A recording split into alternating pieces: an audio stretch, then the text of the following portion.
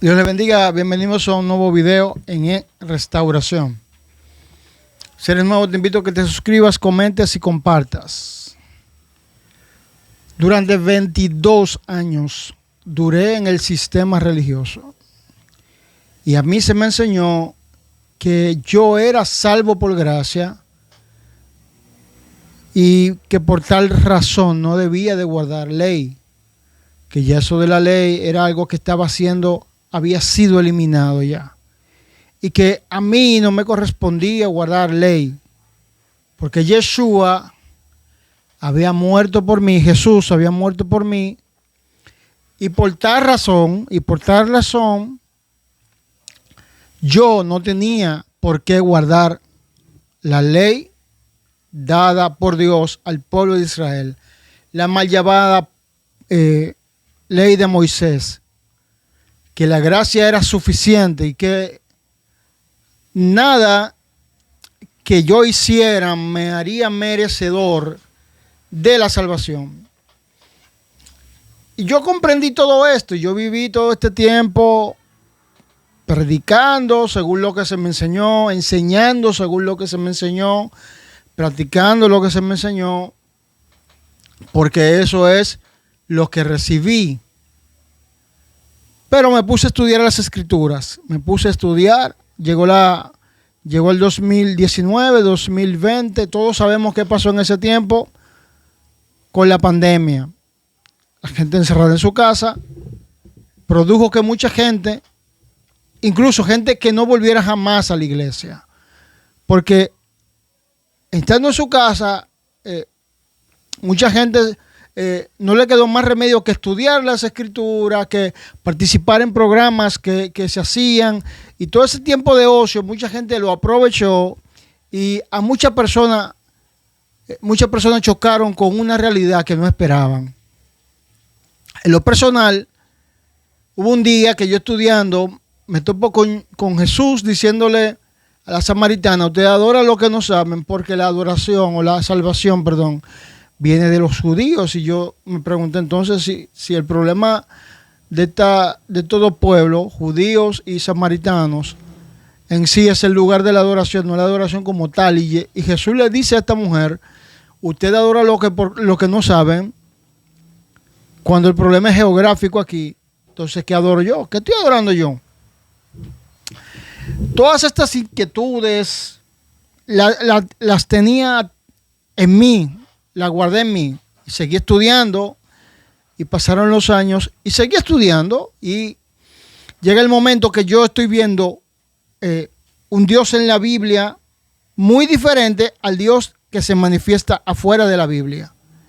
Y esto llamó mucho, pero mucho mi atención, porque este Dios tiene preceptos, tiene leyes, tiene reglas claras establecidas, el que está en la Biblia, pero el que está fuera de la Biblia incluso te apoya cuando tú estás chismeando de alguien, que violenta todo lo que dice el que está en la Biblia.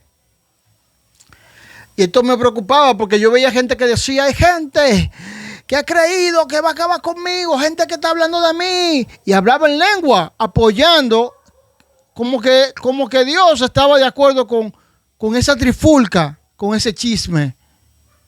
Y yo decía: wow, ¿a dónde hemos llegado? Esto es grave ya. Esto es grave.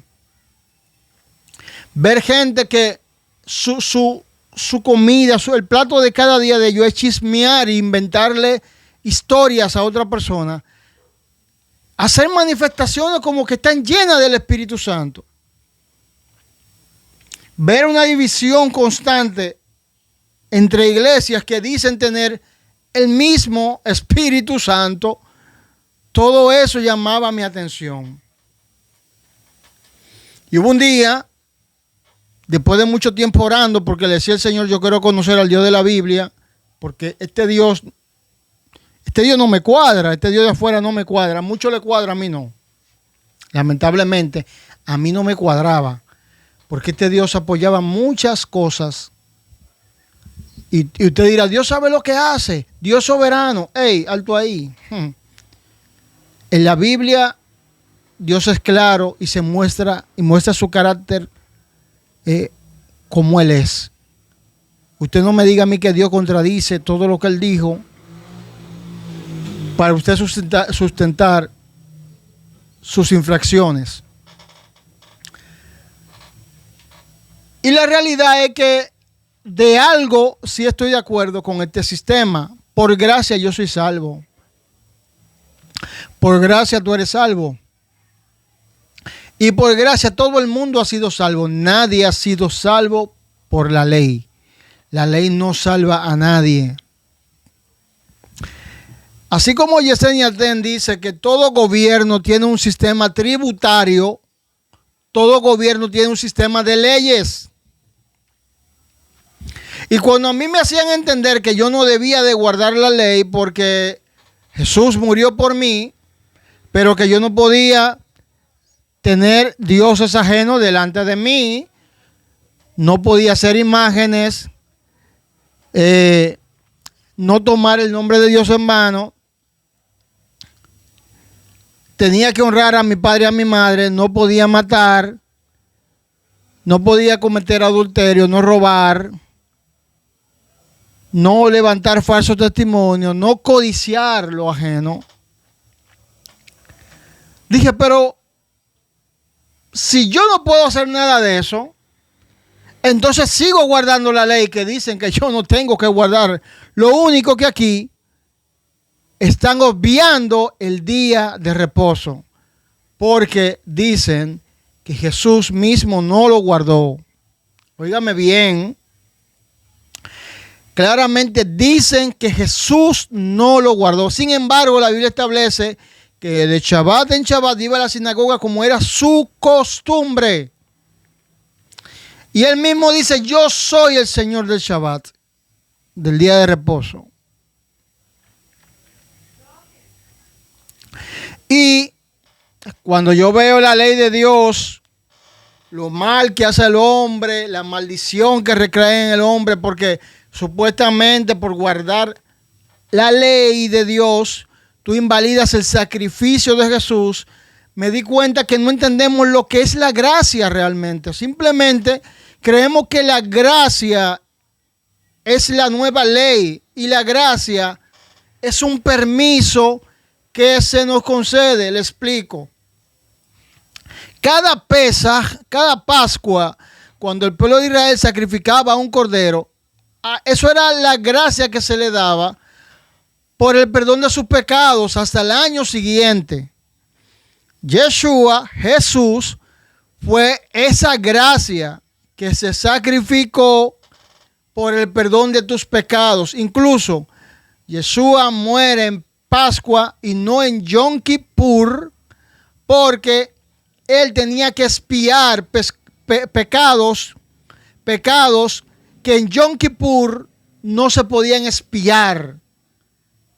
Entonces, al Jesús morir, tu Mesías morir, simplemente te otorgó la gracia de pertenecer a un pueblo del cual tú no formabas parte. Presta atención. Jesús dice en Mateo 5:17 en adelante, no piensen que yo vine a eliminar la ley, porque más fácil pasa el cielo y la tierra que una palabra, por pequeña que sea esta ley, deje de cumplirse. O sea, el cielo y la tierra pasarán, mas mi palabra no pasará. Si Jesús dice esto, no era el momento indicado para decir alto ahí, alto ahí. No piensen que vine por el momento a eliminar la ley.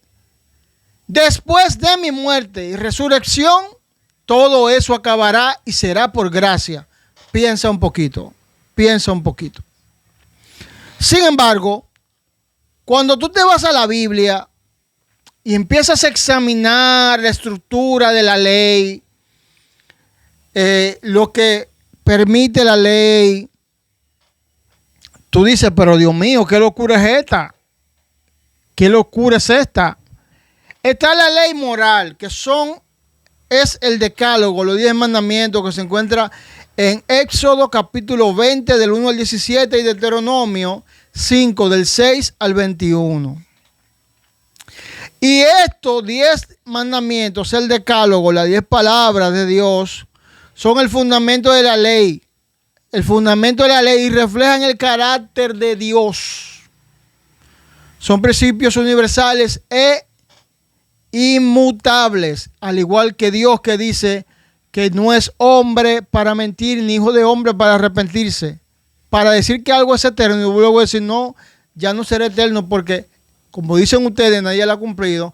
Cuando Zacarías y su esposa Elizabeth sí la cumplieron, Moisés la cumplió, cuando el pueblo anduvo bien, Josué la cumplió, mucha gente la cumplió. Entonces difícil no es. Entonces la estructura de la ley, de los 10 mandamientos, se divide en 2 secciones. Los primeros 4 mandamientos son con relación al Dios eterno todopoderoso. Y los últimos 6 mandamientos, relación total con el prójimo. No tendrá dioses ajenos delante de Dios. Y eso se explica fácil. Dios quiere adoración exclusiva para Él, y no quiere otra cosa que esté delante de ti y de Él en cuanto a la adoración. No te harás imagen ni semejanza de ninguna cosa que esté arriba de la tierra, abajo de la tierra, debajo de las aguas que están debajo de la tierra. Dios prohíbe esta idolatría porque la gente siempre busca una imagen que ver para poder darle adoración. No tomarás el nombre de Dios en vano. O sea, no se usará el nombre de Dios para cualquier cosa. Eso está vigente. Santificarás, acuérdate. Es el único mandamiento que Dios no le dijo, y tendrás el día de reposo para que lo santifique. No, Él le dijo al pueblo, acuérdate del día de reposo para santificarlo. Acuérdate. Y el mandamiento con promesa que dice, honra a tu padre y a tu madre para que tus días sean largos sobre la tierra. No matará. Habéis dicho que se dijo no matará, pero yo le digo que cualquiera que se enoja contra su hermano es culpable de juicio. Jesús hablando, no cometerás adulterio. Ustedes escucharon que se dijo no cometerás adulterio, pero cualquiera que mira la mujer de su prójimo para codiciarla en su corazón, ya adulteró. No robarás. No darás falso testimonio. Y hay gente, como dije al principio, que vive inventando historias de otros y hablando lengua, que dicen que tienen el Espíritu Santo y de todo. No darás falso testimonio de los demás. Y eso lo condena esto aquí.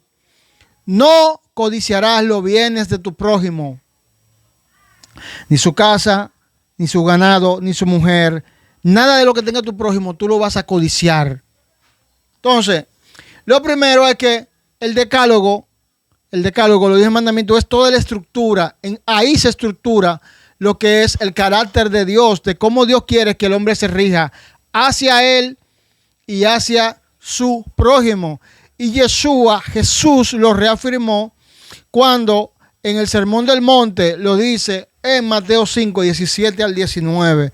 También existen leyes civiles, leyes rituales, que son las que se hacen en el templo, o ceremoniales, como usted le entienda, que no están activas porque el templo no está en funcionamiento. Entonces, cuando a mí me decían que no era necesario de guardar la ley, pero me dicen que busque el reino de Dios y su justicia, es algo chocante y contraria a una cosa con otra, porque ¿cómo yo busco un reino que tiene reglas y no las obedezco porque estoy ahí por gracia? La gracia es por el perdón de mi pecado para que yo reivindique mi vida. Sin embargo, la misma Biblia establece en 1 de Juan capítulo 2, versículo